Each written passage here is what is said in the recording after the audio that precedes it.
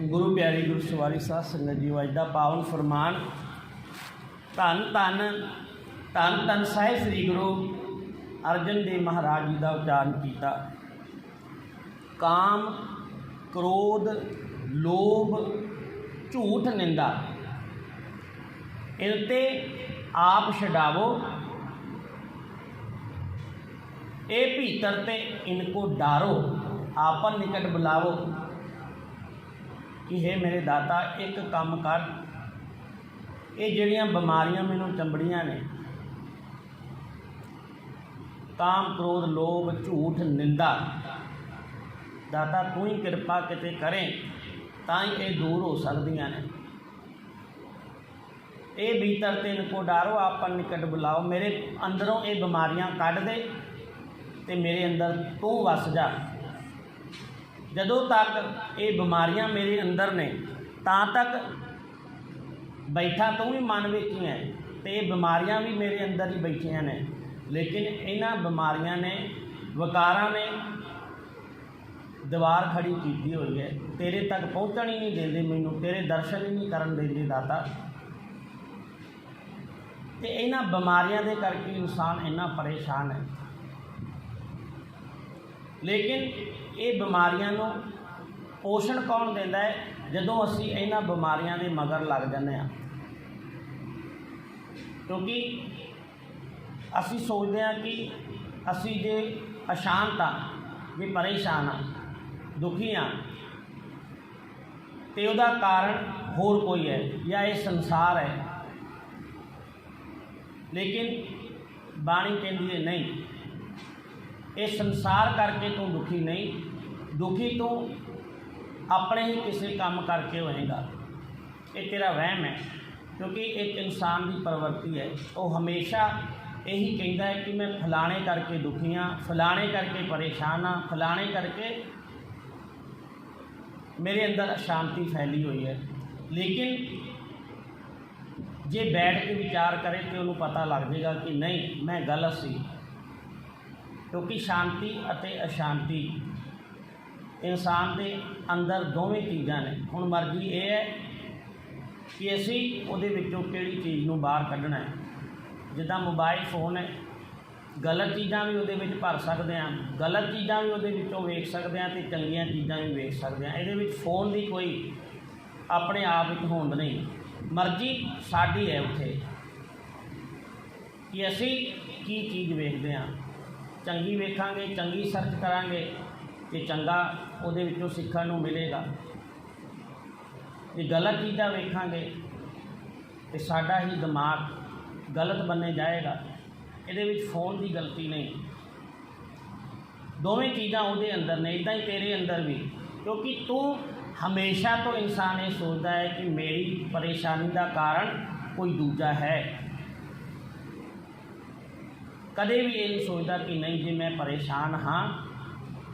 क्योंकि इंसान को कोई दुखी अते कोई सुखी नहीं कर सकता। जे इंसान आप दुखी होना चाहता है तो ही इंसान दुखी हो सकता है, ये संसार दुखी नहीं कर सकता। हुण आपां पहलां भी विचार कीती कि एक निक्का जिहा पिंड सी ते उत्थों एक घोड़े ते नौजवान जा रहा है, तो पिंड के बाहर बजुर्ग बैठा होया है, तो वह घोड़े वाला जवान पूछता है कि बाबा जी ये दसो इस पिंड के लोग किस तरह के ने? तो वो बजुर्ग पूछता है क्यों पूछ रहे हैं? कहना मैं इस पिंड में वसना चाह रहा हाँ, तो तुसी मैनू दसो, तुसी इसे पिंड के लगते हो कि इत्थे लोग किस तरह के ने? उस बजुर्ग ने कहा पहला ये दस जिहड़ा पिंड तू छड्ड के आया उत्थे दे लोग किस तरह के सी? जो घुड़सवार पूछता है जवान, ये किदां दा सवाल है? ये बुजुर्ग कहंदा नहीं, पहला ये दस कि जिहड़ा पिंड तू छड्ड के आया उत्थे दे लोग किस तरह के सी, फिर मैं जवाब देवांगा कि इस पिंड के लोग किस तरह के ने। तो जवान कहंदा है कि बाबा जी कृपा करके उस पिंड का नाम ही ना लो जिहड़ा मैं छड्ड के आया, बहुत गंदे लोग सन, मैनू इन्ना परेशान किया उन्होंने कि मैनू पिंड छड्डना पै गया, तो उन्हों का नाम ही ना लो। ਮੈਨੂੰ ਗੁੱਸਾ ਆਉਂਦਾ ਉਹਨਾਂ ਦਾ ਨਾਂ ਸੁਣ ਕੇ, ਇਸੇ ਕਰਕੇ ਮੈਂ ਪਿੰਡ ਛੱਡਿਆ ਹੈ। ਤੇ ਉਹ ਬਜ਼ੁਰਗ ਕਹਿੰਦਾ ਫਿਰ ਇਸ ਤਰ੍ਹਾਂ ਕਰ, ਇਸ ਪਿੰਡ ਵਿੱਚ ਤੇ ਉਸ ਤੋਂ ਵੀ ਜ਼ਿਆਦਾ ਖਰਾਬ ਲੋਕ ਨੇ, ਤੇ ਤੂੰ ਅੱਗੇ ਚਲਾ ਜਾ ਹੋਰ ਕਿਸੇ ਪਿੰਡ ਵਿੱਚ, ਇੱਥੇ ਤਾਂ ਉਹਨਾਂ ਤੋਂ ਵੀ ਬੁਰਾ ਹਾਲ ਹੈ।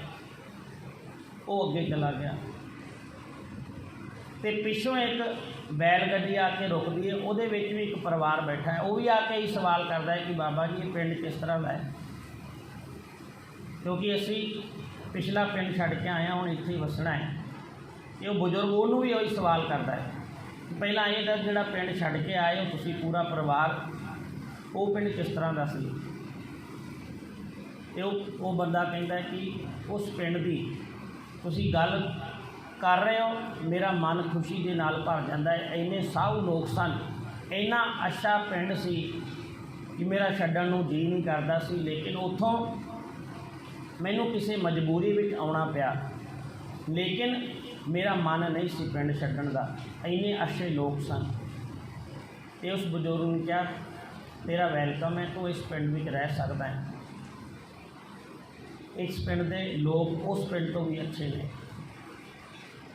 तो उस बजुर्ग ने अलग अलग जवाब दिते। तो असी की सीख सकते हैं कि जिहड़ा घुड़सवार आया सी वो परेशान आप सी, लेकिन उन्होंने पिंड भी वही सी जिस पिंड तो उस बैलगाड़ी से बैठा हुआ परिवार आया सी, लेकिन उस नौजवान वास्ते वो पूरा पिंड गंदा सी, ते बैल गड्डी वाले वास्ते वही पिंड सी, वही लोग सन, वो अच्छे सन। लेकिन नज़रिया जिहड़ा है वो वखरा वखरा सी। इस करके असीं संसार को नहीं कह सकते कि संसार जिहड़ा है ये सानू दुख दे रहा है, नहीं, ये संसार तुहानू दुख नहीं दे रहा, तुहाडे अपने कर्म ने, अपने सोचण दा ढंग है। हुण इसे ही संसार दे विच कबीर साहब भी होए, गुरु नानक साहब जी ने भी इस संसार में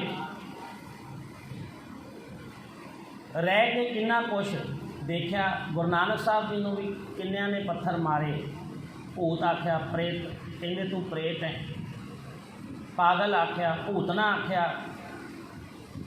लेकिन उन्होंने कदे भी ये नहीं कहा कि संसार खराब है।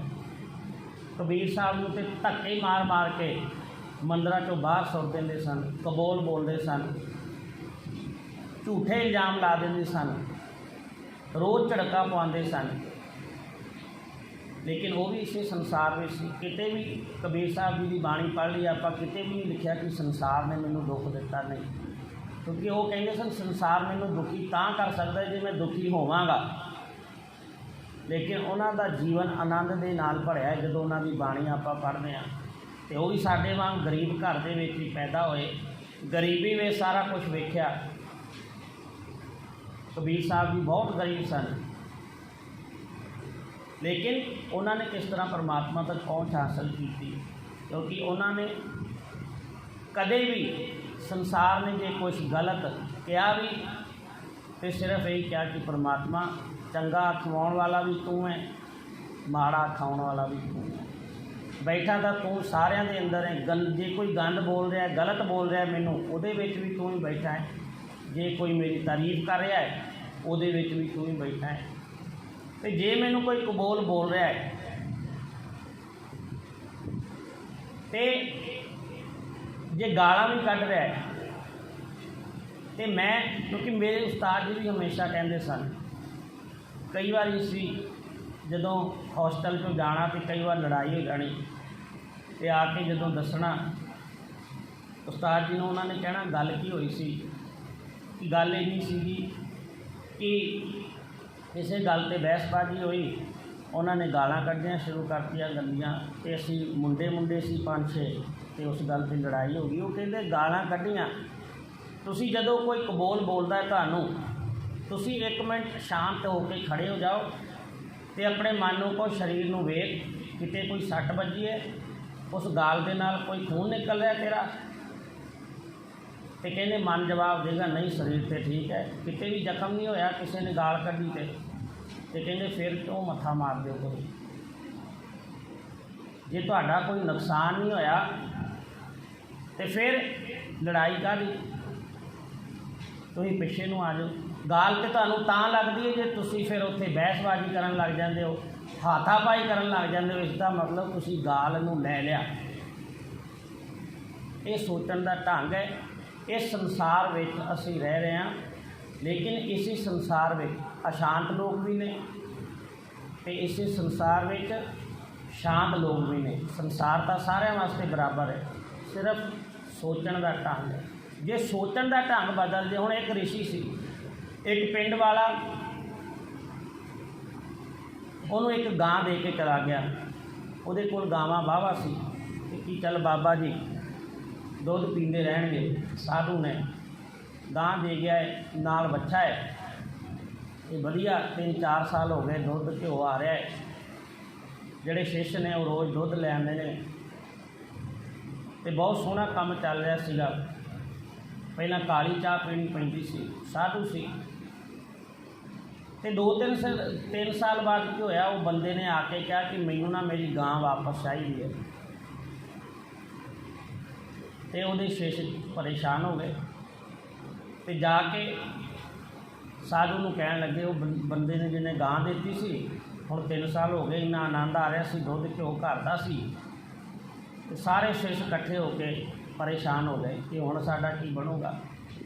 हुण फिर काली चाह पीनी पैनी है, सुक्कियां रोटियां खानियां पैणियां ने। तो साधु नूं जाके कहा कि इदां इदां हो गया, वो गां वापस लैण आया अपनी,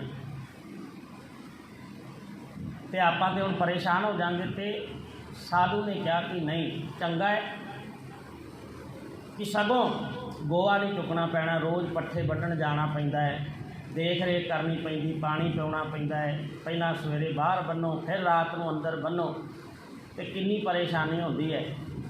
तो चंगा इसनूं लै जावे। हुण इत्थे भी आपां ये सीख सकते हैं कि वो शिष्य किस नज़रिए नाल वेख रहे सी ते परेशान सी कि साडे तो गां चली गई तो दुध घ्यो नहीं मिलना। वो परेशान सी, लेकिन वो साधु भी उस चीज़ को दूजे नज़रिए नाल वेख रहा है कि चंगा है, गोआ नहीं चुकना पैना, पट्ठे नहीं पाने पैने। सो इस करके असी जदों तक अपने आप को ठीक रखांगे तां तक सानू कोई भी परेशान नहीं कर सकता। जे असी खुश रहना चाहते हैं कि हमेशा गुरु के अगे अरदास करिए कि दाता हालात जिस तरह के भी ने, जिन्ना कुछ तू दिता है वो खुश रहना आ जाए। तो हमेशा अपने गरीबान में सिर नीवा कर देख वाली गल समझ आ जाए कि पहला मैं देखा कि मेरे नाल कोई झूठ बोलता है तो मैनू गुस्सा आता है, मेरी कोई निंदा करता है तो मैनू गुस्सा आता है। जो मैं किसी नाल झूठ बोलदा, मैं किसी की निंदा करदा तो उस टाइम मैनू मज़ा आता है।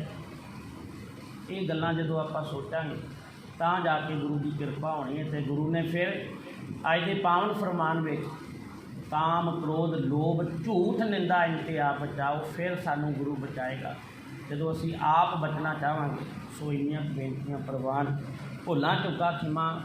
वाहिगुरू जी का खालसा, वाहिगुरू जी की फतेह।